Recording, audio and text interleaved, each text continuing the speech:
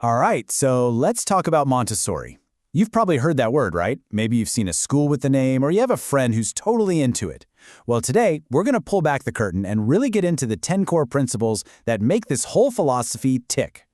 And look, if you're feeling kind of curious but also a little overwhelmed, like, where do I even begin with all this? You are in the perfect spot. Think of this as your starter guide to figuring it all out. Because, really, that's what this is all about.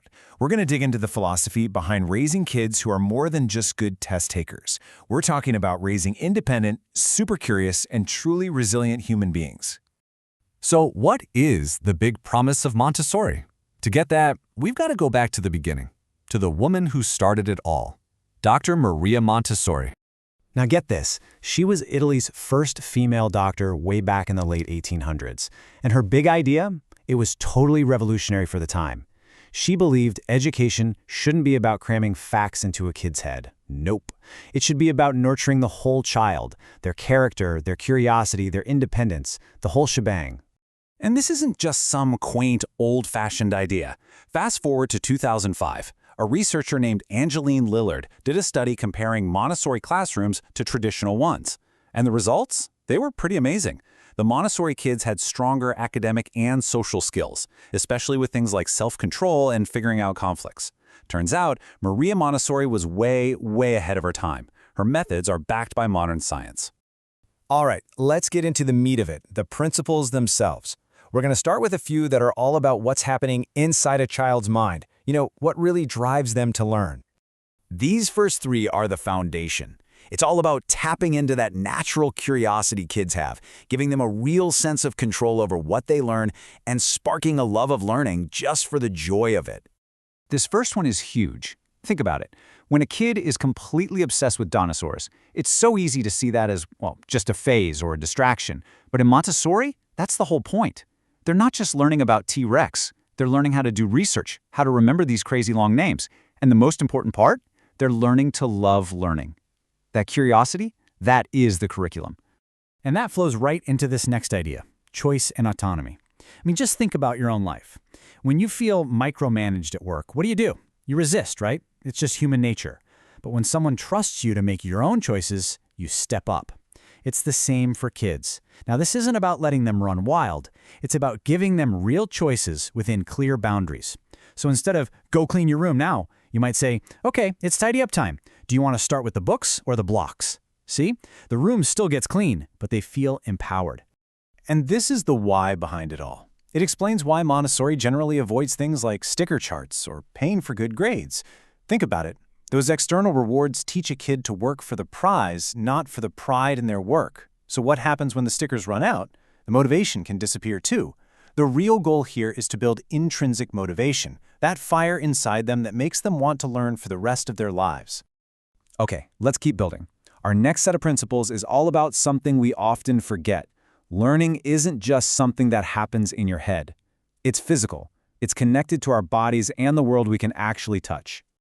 So we're going to talk about the link between moving and thinking, the incredible power of just getting outside, and why, honestly, real life is the best teacher you could ever have. So, to really get this first idea, the connection between movement and our brains, I had to tell you this incredible story about a little girl named Jillian Lynn. Back in school, her teachers were convinced she had a learning disorder. She just couldn't sit still, always fidgeting, couldn't focus. Her parents were, really worried. So they take her to a specialist, and after talking with her mom, the doctor leaves Jillian alone in his office but leaves the radio on. And he and her mom watch from outside the room, and what do they see? Jillian immediately jumps up and just starts dancing. She's moving to the music, and the specialist turns to her mom and says these amazing words. He says, "Mrs. Lynn, Jillian isn't sick. She's a dancer." That little girl grew up to be the choreographer from massive shows like Cats and The Phantom of the Opera. The point here is so powerful. For some people, movement isn't a distraction from learning, it is the way they learn. And that idea just naturally extends to getting outdoors and learning from real life. I mean, you can read about photosynthesis in a textbook, sure. But what about planting a tiny seed, watering it every day, watching it grow into a plant, and then actually eating the tomato that grew on it? That teaches you about biology and patience and the cycles of life in a way no textbook ever could. The real world is just the best classroom there is. Okay, so we've talked about the child's inner world, their motivation and curiosity. We've talked about their physical world, moving and touching and doing. The last piece of this puzzle is the social world, the environment and the people around them.